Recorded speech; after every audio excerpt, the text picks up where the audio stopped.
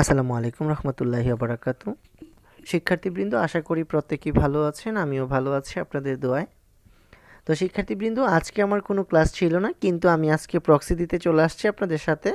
তো আশা করব প্রত্যেকেই ভালো আছেন। তো আমরা আজকে অনলাইন ক্লাসে যা পড়ব তা হচ্ছে আপনাদের যে ৩ নং শীট রয়েছে বাংলা, সেই ৩ নং শীটের যে ১৮ বছর বয়স কবিতা সুকান্ত ভট্টাচার্যের এবং ফেব্রুয়ারি ১৯৬৯ যে কবিতা রয়েছে, সেই ফেব্রুয়ারি ১৯৬৯ কবিতার এই দুটো সৃজনশীল আপনাদের ৩ নং শীটের ৭ নং সৃজনশীল এবং ৮ নং সৃজনশীলের উত্তর আপনারা এখনও পাননি। তো আমি আজকে এই দুটি টপিক্সের বা এই দুটো সৃজনশীলের ওপরে আজকে ক্লাস নেব শিক্ষার্থীবৃন্দ।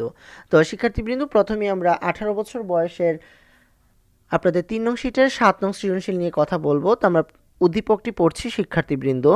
আমরা চলি সম্মুখ পানে, কে আমাদের বাধাবে, রইল যারা পিছুর টানে, কাঁদবে তারা কাঁদবে, ছিড়ব বাদা রক্ত পায়ে, চলব ছুটে রুদ্র ছায়ে, জড়িয়ে ওরা আপন গায়ে, কেবলই ফাঁদবে। তাহলে সুপ্রিয় শিক্ষার্থীবৃন্দ, আমাদের ক নং প্রশ্নে রয়েছে ১৮ বছর বয়স পদাঘাতে কি ভাঙতে চায়। খতে রয়েছে এ বয়স জানে রক্তদানের পুণ্য, এ কথার তাৎপর্য কি। ঘতে রয়েছে উদ্দীপকের ভাবার্থের সাথে ১৮ বছর বয়স কবিতার কোন দিকের সাদৃশ্য লক্ষণীয় ব্যাখ্যা করো। গহতে রয়েছে উদ্দীপকের বক্তব্য ১৮ বছর বয়স কবিতার যে ভাবগত মিল রয়েছে তা কোন অর্থে ইতিবাচক মূল্যায়ন করো। তো শিক্ষার্থীবৃন্দ, আমরা এখন ক নাম্বার প্রশ্নের উত্তরে চলে যাব যে ১৮ বছর বয়স পদাঘাতে কি ভাঙতে চায়। ১৮ বছর বয়স পদাঘাতে পাথর বাঁধা ভাঙতে চায়। খতে রয়েছে এ বয়স জানে রক্তদানের পুণ্য, এ কথা তার তাৎপর্য কি। এ বয়স জানে রক্তদানের পুণ্য, আমি যখন কবিতাটি পড়িয়েছিলাম তখন আমি সুপ্রিয় শিক্ষার্থীবৃন্দ এই লাইনের ব্যাখ্যাটা দিয়েছিলাম যে এক কথায় যদি আমি বলতে চাই, যে কোনো মহৎ কাজে ১৮ বছর বয়সী তরুণদের আত্মত্যাগী যে মানসিকতা, সেই আত্মত্যাগী মানসিকতা বোঝাতে গিয়েই কবি আলোচ্য কথাটি বলেছেন। ১৮ বছর বয়সের তরুণ বা তরুণীদের যে কি আত্মত্যাগী মানবিকতা বা আত্মত্যাগী মানসিকতা, সেই দিকটি কি বুঝিয়েছেন এই আলোচ্য উক্তিটির মধ্য দিয়ে। দেশ জাতি ও মানবতার জন্য যুগে যুগে তরুণরাই এগিয়ে এসেছে সবচেয়ে বেশি। সমস্ত বিপদ মোকাবেলায় তারা জীবনের ঝুঁকি নিয়ে দাঁড়িয়েছে, প্রাণ দিয়েছে দেশ ও জনগণের মুক্তির সংগ্রামে। যে কোনো অন্যায় অবিচারের প্রতিবাদ করতে এ বয়সের তরুণেরা পিছপা হয় না। তাই কবি বলেছেন এ বয়স জানে রক্তদানের পুণ্য। শিক্ষার্থীবৃন্দ, যে এই ১৮ বছর বয়সের তরুণরা সব কিছুতে, সব সংগ্রামে, সব বিপদেই ঝাঁপিয়ে পড়ে, তাই এই বয়সের তরুণরাই জানে রক্তদানের পুণ্য বা রক্তের পূর্ণতা দিতে। গতে উদ্দীপকের ভাবার্থের সাথে ১৮ বছর বয়স কবিতার কোন দিকের সাদৃশ্য লক্ষণীয় ব্যাখ্যা করো। তো শিক্ষার্থীবৃন্দ, উদ্দীপকে বর্ণিত তরুণদের বাধা অতিক্রম করার মানসিকতা ১৮ বছর বয়স কবিতার ভাবার্থের সাথে সাদৃশ্যপূর্ণ। যে আমাদের উদ্দীপকে বলেছে তরুণদের যে বাধা অতিক্রম করার একটি মানসিকতা রয়েছে আমাদের উদ্দীপকে, তেমনি আমাদের ১৮ বছর বয়স কবিতায়ও এই বিষয়টি রয়েছে। আর এই দিক থেকেই কবিতার ভাবার্থের সাথে আমাদের উদ্দীপকের ভাবার্থের সাদৃশ্য লক্ষ্য করা যায়।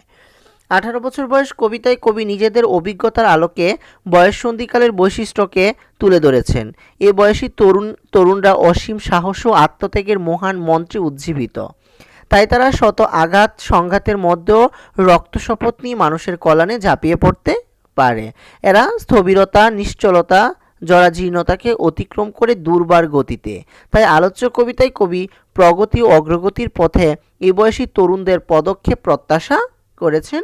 শিক্ষার্থীবৃন্দ, এরপর উদ্দীপকের কবি দুরন্ত দুর্বার যৌবনের প্রশস্তি গাইতে গিয়ে তারুণ্যের বৈশিষ্ট্য তুলে ধরেছেন। তিনি তারুণ্যকে অফুরন্ত প্রাণশক্তির আধাররূপে বর্ণনা করেছেন। তারা প্রবল প্রাণশক্তিতে উজ্জীবিত হয়ে সমস্ত বাধা পেরিয়ে এগিয়ে যেতে পারে অভীষ্ট লক্ষ্যে।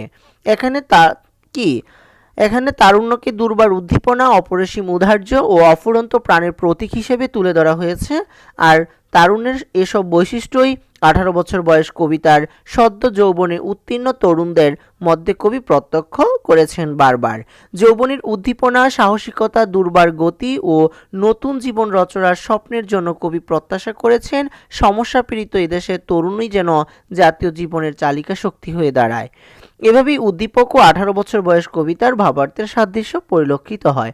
সুপ্রিয় শিক্ষার্থীবৃন্দ, খুব ছোট করে বলতে গেলে যে আমাদের উদ্দীপকে রয়েছে, উদ্দীপকের যে তরুণরা তারাও সকল বাধা বিপত্তিকে দূর করে তারা সত্যের পথে বা সত্যের জয় করতে চান, তেমনি আমাদের 18 বছর বয়সের কবিতায় কবি আমাদের যে নব্য যৌবনা তরুণরা যে সকল বাধাকে অতিক্রম করে সুন্দর এবং সামনের পথে ভবিষ্যতের পথে এগিয়ে যেতে চান সেই দিকটি তুলে ধরার চেষ্টা করেছেন শিক্ষার্থীবৃন্দ।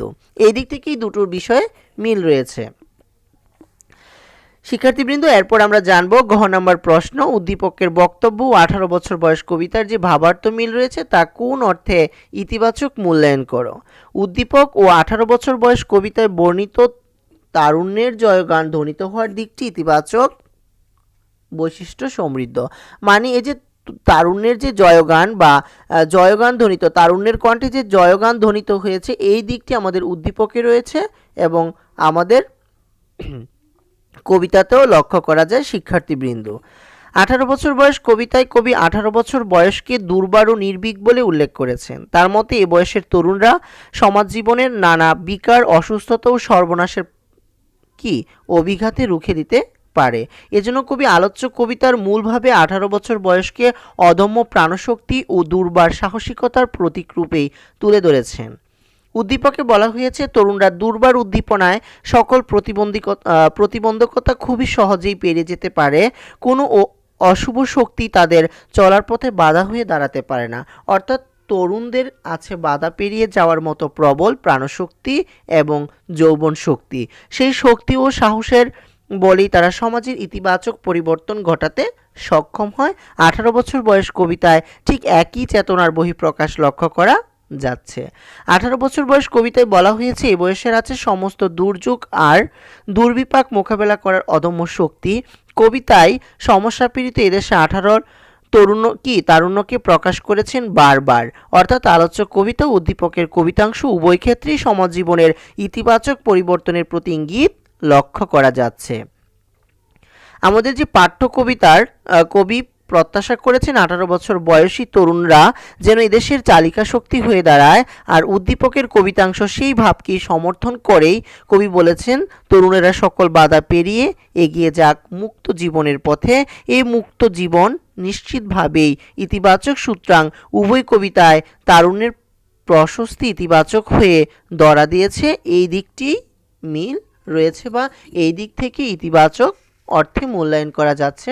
শিক্ষার্থীবৃন্দ, এখন আমরা জানব ফেব্রুয়ারি 1969 যে কবিতা রয়েছে শামসুর রহমানের, সেই ফেব্রুয়ারি 1969 কবিতার সৃজনশীলটি আপনাদের 3 নং শীটের যে 8 নং সৃজনশীল রয়েছে সেই সৃজনশীলের উত্তরটি জানবো। শিক্ষার্থীবৃন্দ বলছে, সাবাস বাংলাদেশ, এ পৃথিবী অবাক তাকিয়ে রয়, জলে পুড়ে মরে ছারকার, তবু মাথা নোয়াবার নয়।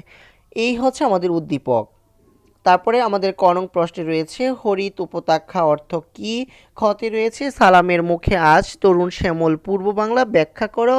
গতে রয়েছে উদ্দীপকের সাথে ফেব্রুয়ারি 1969 কবিতার কোন অংশের সাদৃশ্য রয়েছে আলোচনা করো। গতে রয়েছে উদ্দীপকটি ফেব্রুয়ারি 1969 কবিতার মর্মবাণীকে পুরোপুরি ধারণ করে না, মন্ত্রটি নিজের ভাষায় ব্যাখ্যা করো। তাহলে হচ্ছে হরিত উপত্যকা অর্থ হচ্ছে সবুজ প্রান্তর। খতে রয়েছে সালামের মুখে আজ, তরুণ শ্যামল পূর্ব বাংলা, ব্যাখ্যা করো। কবি 1969 গণঅভ্যুত্থানের বিপ্লবী বাংলাকে যেন ভাষা আন্দোলনের শহীদ সালামের বিপ্লবী মুখায়বে খুঁজে পেয়েছেন। মানে আমাদের যে 19 ফেব্রুয়ারি 1969 যে গণঅভ্যুত্থান হয়েছিল সেই গণঅভ্যুত্থানের বিপ্লবী বাংলাকে যেন ভাষা আন্দোলনের যে শহীদ হয়েছিলেন সালাম, সেই সালামের মুখচ্ছবি কবি মনে হয়েছিল। 1952 মুখচ্ছবি, সালামের মুখচ্ছবিটাই 1969 কবির মুখে বেশি উঠেছিল। এই কথাটি কি বলার চেষ্টা করেছেন। 1952 সালের 21 ফেব্রুয়ারি মাতৃভাষা বাংলার ওপর পাকিস্তান সরকারের অন্যায় আগ্রাসনের বিরুদ্ধে দেশের ছাত্র জনতা আন্দোলন শুরু করে এবং বুকের রক্ত ঢেলে দিয়ে বাংলা ভাষার মর্যাদা রক্ষা করে। এরই ধারাবাহিকতা তাদের শোষণ অত্যাচারের বিরুদ্ধে 1969 গণ অভ্যুত্থান সংগঠিত হয়। ভাষা আন্দোলনের শহীদ সালাম বরকত সহ অনেকেই ছিলেন এই আন্দোলনের মূল প্রেরণা শক্তি বা চালকা শক্তি। এই বিষয়টি বোঝাতে গিয়ে আলোচ্য চরণটিতে কবি বিপ্লবী ভাষা শহীদ সালামের প্রসঙ্গর অবতারণা করেছেন বা সালামের প্রসঙ্গ নিয়ে আসার চেষ্টা করেছেন শিক্ষার্থীবৃন্দ। শিক্ষার্থীবৃন্দ, আমরা এখন জানবো যে আমাদের গ নং প্রশ্নতে কি রয়েছে। উদ্দীপকের সাথে ফেব্রুয়ারি 1969 কবিতার কোন অংশের সাদৃশ্য রয়েছে তা ব্যাখ্যা করো। উদ্দীপকের সাথে ফেব্রুয়ারি 1969 কবিতায় ফুটে ওঠা বাঙালির প্রতিবাদী যে মানসিকতার দিকটি রয়েছে, সেই বাঙালির প্রতিবাদী মানসিকতার দিকটি লক্ষ্য করা যাচ্ছে। ফেব্রুয়ারি 1969 কবিতায় কবি বায়ান্নর পটভূমিতে দাঁড়িয়ে বাঙালির আত্মচেতনার জাগরণ এবং এর পরিপ্রেক্ষিতে পরবর্তী সকল আন্দোলনের যে সংগ্রাম সংগঠনের দিকটি অত্যন্ত তাৎপর্যপূর্ণভাবে উপস্থাপন করেছেন। কবিতাটিতে কবি দেখিয়েছেন ভাষা আন্দোলনকে কেন্দ্র করে বাঙালি মানুষের যে বিপ্লবী চেতনার জাগরণ ঘটেছিল, তাই 1969 সালের গণঅভ্যুত্থানের প্রেরণা জুগিয়েছিল। উদ্দীপকের কবিতাংশে বাঙালির অকুতোভয় মনোভাবের দিকটি ফুটে উঠেছে। বিদেশি শত্রুর সীমাহীন অত্যাচারের মুখেও তারা নত স্বীকার করেনি, বরং তাদের অন্যায় অত্যাচারের বিরুদ্ধে রুখে দাঁড়িয়েছে। আলোচ্য ফেব্রুয়ারি 1969 কবিতায় এই দিকটি বিশেষভাবে তুলে ধরেছেন কবি। কবিতাটি তিনি দেখিয়েছেন পাকিস্তানি শাসকদের জাতিগত শোষণ ও নিপীড়নের বিরুদ্ধে অকুতোভয় বাঙালি 1969 গণঅভ্যুত্থানের মধ্য দিয়ে আবারও প্রতিবাদী হয়ে উঠেছেন। এক্ষেত্রে তাদের প্রেরণা ছিল 1952 সালের ভাষা আন্দোলনের। আলোচ্য কবিতাটিতে ফুটে ওঠা বাঙালির এই প্রতিবাদী মনোভাব উদ্দীপকের কবিতাংশটির বক্তব্যের সমান্তরাল। এদিক থেকে ফেব্রুয়ারি 1969 কবিতার সাথে উদ্দীপকের কবিতাংশটির সাদৃশ্য এবং সামঞ্জস্য খুঁজে পাওয়া যাচ্ছে। শিক্ষার্থীবৃন্দ, আমাদের গ নং প্রশ্নে রয়েছে উদ্দীপকটি ফেব্রুয়ারি 1969 কবিতার মর্মবাণীকে পুরোপুরি ধারণ করতে পারেননি, মন্ত্রপটি নিজের ভাষায় লিখো। ফেব্রুয়ারি 1969 কবিতার মর্মবাণীকে উদ্দীপক পুরোপুরি ধারণ করে না, মন্ত্রপটি যথার্থ। কারণ আমাদের উদ্দীপকে আমাদের ফেব্রুয়ারি 1969 কবিতার একটি অংশ তুলে ধরা হয়েছে, আর অনেক কিছু বাকি রয়েছে। এই অর্থে ফেব্রুয়ারি 1969 কবিতাটি 1969 সালে গণঅভ্যুত্থানের পটভূমিতে রচিত। আর এই আন্দোলনের সংগঠনের পেছনের প্রেরণা হিসেবে কবি 1952 সালের ভাষা আন্দোলনের প্রসঙ্গটিকে সামনে এনেছেন। এক্ষেত্রে কবি ভাষা শহীদদের আত্মদানের প্রসঙ্গটিকে কবি গভীর শ্রদ্ধার সঙ্গে উপস্থাপন করেছেন। শিক্ষার্থীবৃন্দ, উদ্দীপকের কবিতাংশে কবি বাঙালি জাতির প্রতিবাদী মানসিকতার জয়গান গিয়েছেন। তিনি দেখিয়েছেন শত অত্যাচার ও নিপীড়নের মুখেও বাঙালি জাতি নত স্বীকার করেননি। জ্বলে পুড়ে মরে ছারখার হলেও স্বাধীনতা বিরোধী শক্তির বিরুদ্ধে তারা বারবার অস্ত্র হাতে প্রতিবাদী রূপ নিয়ে দাঁড়িয়েছেন। বাঙালি জাতির এই দৃঢ়তার দিকটি আলোচ্য ফেব্রুয়ারি 1969 কবিতা তো একইভাবে ফুটে উঠেছে, তবে এটি এই কবিতার মূল বিষয় নয়। ফেব্রুয়ারি 1969 কবিতায় কবি পাকিস্তানি শাসনামলে স্বতন্ত্র জাতিসত্তা হিসেবে বাঙালির আত্মজাগরণ এবং এই পরিপ্রেক্ষিতে 1952 সালের ভাষা আন্দোলন, 1969 গণ আন্দোলনের প্রসঙ্গ উপস্থাপন করেছেন। কবিতাটিতে তিনি দেখিয়েছেন যে অন্যায় অত্যাচারের বিরুদ্ধে বাঙালি জাতি সবসময় সোচ্চার থেকেছেন। আলোচ্য কবিতায় বিধৃত এই বিষয়টি উদ্দীপকের কবিতাংশেও গুরুত্বের সাথে উপস্থাপন করা হয়েছে। কিন্তু এছাড়া কবিতাটিতে 1969 সালের গণঅভ্যুত্থানের পটভূমি হিসেবে 1952 সালের ভাষা আন্দোলনের প্রসঙ্গ টেনে এনেছেন।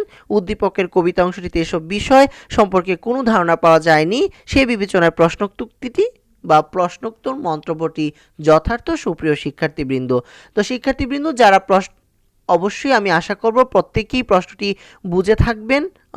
যদি কেউ না বুঝেন তাহলে অবশ্যই আমাকে জানাবেন, আমি আপনাদের প্রশ্নের সমাধান দেওয়ার চেষ্টা করব। প্রত্যেকেই ভালো থাকেন। এখানে শেষ করছি শিক্ষার্থীবৃন্দ। আসসালামু আলাইকুম।